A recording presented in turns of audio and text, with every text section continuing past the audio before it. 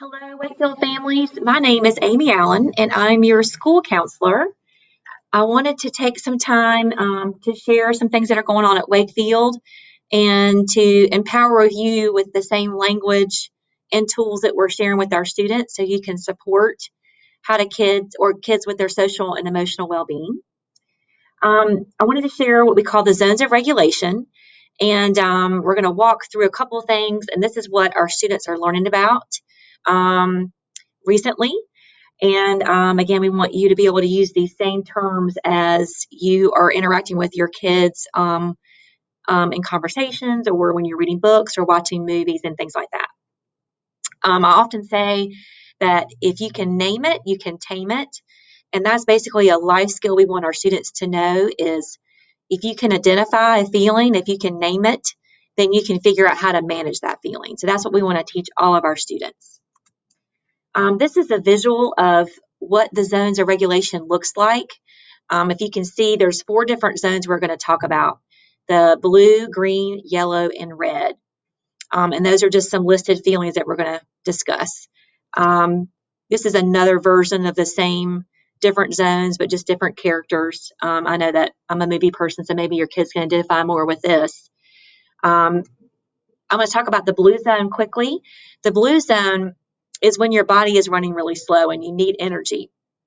And these are feelings like sad, bored, and tired. Lonely is also another feeling that might be in the blue zone. And I know that with COVID and us being home and not being around our friends and extended family, that this is probably a feeling that maybe we have all experienced at some point. And just a reference, and again, this is where parents, caretakers, loved ones can really be helpful to reinforce the blue zone, is anytime you watch movies or books, you can say, oh, that character's in the blue zone. And this is just a scene from Monsters, Inc., where 2 characters become really close and they have to say goodbye, and they're very sad. The next zone is the green zone. And of course, kind of like the reference of the stoplight when you're in a car, if you see green, keep going. You are happy, peaceful, calm, and that means you're focused and ready to learn. And you're feeling very pleasant, very good, energized. And this is what teachers want to see. This is what parents want to see. And we explain to kids too that, of course, we want to be in the green zone, but us being human, not robots, that it's normal to go in and out of the zones. But we do strive to be in our green zone because this feels really good and we put off some really positive energy. Another reference to a movie is Despicable Me, and this is when Gru's doing his happy dance and he's really happy. And again, as you're reading stories and movies and having discussions at dinner, you can talk about, oh, I was in the green zone when this happened. And kids really know, they love to hear examples, real examples from you too. So green zone is where you want to be. The yellow zone is also that reference to the stoplight. If you see yellow, that's caution. So feelings like confused or frustrated and worried, these are also normal feelings that we've all been experiencing probably recently. I know with technology, it's been a blessing, but also a frustration for all of us. And also the worried, and we also use those words stressed or anxious or overwhelmed. When these feelings, when they come into this, or we're in this zone, that's when we want to use caution. Really pay attention to our body and figure out what our body is telling us, because we always say that's a clue that we need to do something, some kind of self-care tool. Maybe it's, loving on a pet or a parent or a stuffed animal. Maybe it's taking a brain break or doing some exercise or asking for help. So this is a really good time to talk about, with your kids, what you do when you're in the yellow zone. And I think they can learn a lot from you too. And this is something that I always encourage, or tell students, that we need to have a variety, a menu of things to do in the yellow zone, because what might work for you might not work for me. And then it also depends on the situation. Different things can work. So having a list of things to do when you're in the yellow zone can really help you get back to your green. Another little clip is the Finding Nemo. And this is when Nemo is his first day of school, and the dad is very protective and he's feeling very anxious about letting him go, which all of us parents have had that feeling before. And so he kind of works through that feeling and things work out. So that's just a little clip to reference the yellow zone. And then we have the red zone. So the red zone is that really strong, big, intense feeling. As you can see in these pictures, is when you're really mad, and we say level 5 mad on that feeling thermometer. And sometimes you'll see yelling and just a tantrum, just really what we call a meltdown.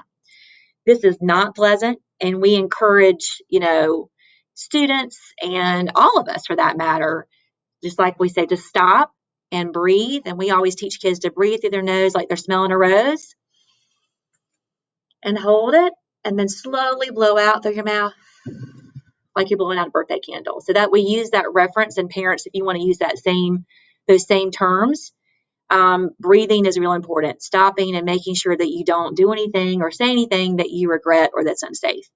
So in this zone, we want to encourage everyone to stop and breathe and think. Again, another reference is a movie scene, and Panda's doing his moves, and he has a drop of water on his head. He gets irritated. He goes into yellow zone, and then he doesn't kind of take care of that yellow zone feeling, and then it escalates into red zone, and he has a tantrum, and he does get himself together, back to yellow, and then back to green. So again, we do want to avoid the red zone. If we really focus on using our tools in the yellow zone, then the likelihood that we don't go to red. So that's kind of what we're aiming for and kind of talking to about kids. And again, that's your reference to, we talk a lot about like that car reference. If you are in the blue zone and you're tired or you're sad, kind of sluggish, that's the time to pull over and recharge and reset, and do some things to kind of lift your spirits. Green zone, stay in the green zone. Go, keep doing what you're doing. It's working. That's your being your best self, and it feels amazing. Yellow zone, caution, slow down. Something's a little off. Use a tool to kind of reset, get back to green.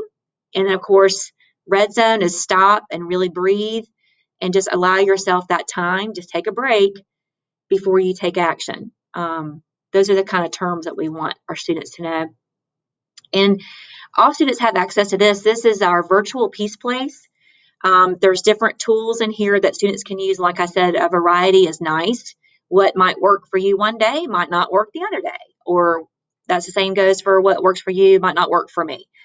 So having various tools really helps, and it's always nice to have a plan when these things happen. And this is a great visual also, is it kind of breaks down what do you do in each zone. And we're going to start talking about that. That's lesson number 2.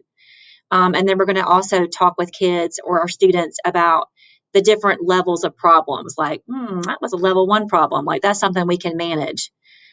So all these terms we want you to know about, because you are their first teachers. And if they hear this at home and at school, they're going to have an amazing life tool that will serve them well for years to come. So thank you for your time, and please reach out if you need any help or support this year.